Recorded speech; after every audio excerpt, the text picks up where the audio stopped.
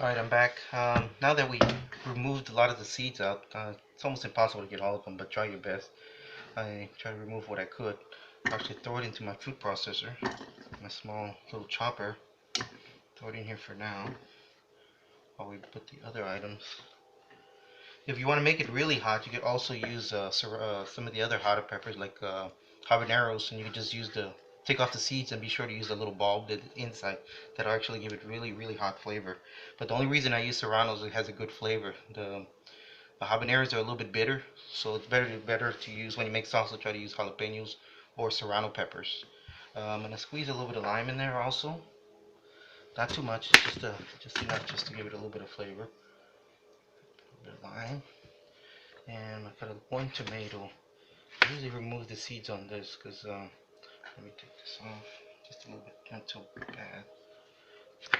Those have, like I said, it has a tendency of hurting some of these people's stomach because of the seeds. They have trouble digesting seeds, so I try to remove the seeds also as much as you can, not all the way. What you got? Just pull them out. And actually add a little bit of sweetness. You could actually add a little bit of celery, not too much. Just need a little bit because celery is pretty strong. I'll try to remove some of the fibers, the skin. You don't want to be eating those little fibers. Somebody might actually think it's like little hairs basically, but you just want to remove those fibers as best as you can. Peel it. You have to cut it in half. Get the inside.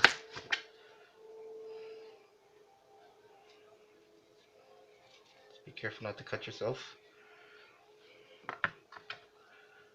Just real quick.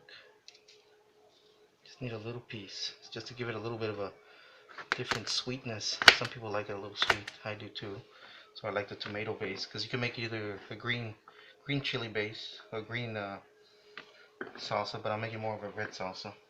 But on the cilantro, just to make things even faster, usually some people will pluck the actual leaves off the stem, but for me, in my case, I just want to make it real fast.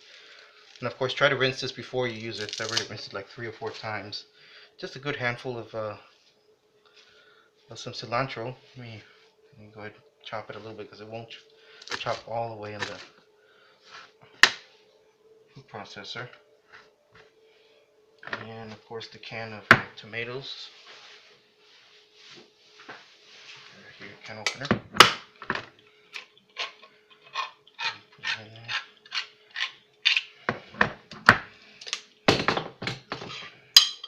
Actually, this actually speeds up the process. Keeps you from trying to do extra tomatoes. That takes a while to cut those up.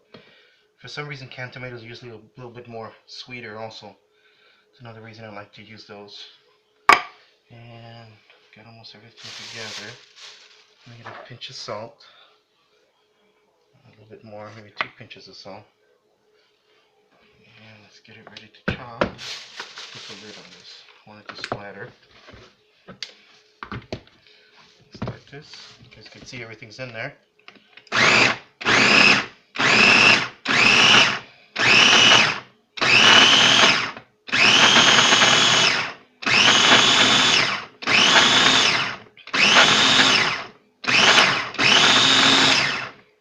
You want to overmix because then it becomes liquid, depending on what texture you want.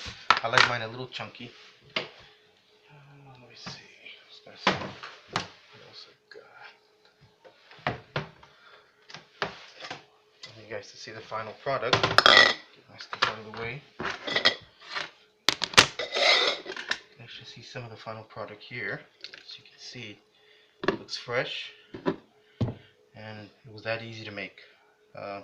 Usually the first time you actually eat it, it's going to be spicy. Overnight, it will actually calm down a little bit. So if you make it really, really spicy, it may calm down overnight. So just remember to consider that and see how easy that was, and you guys can also do it too. Alright, I'm done.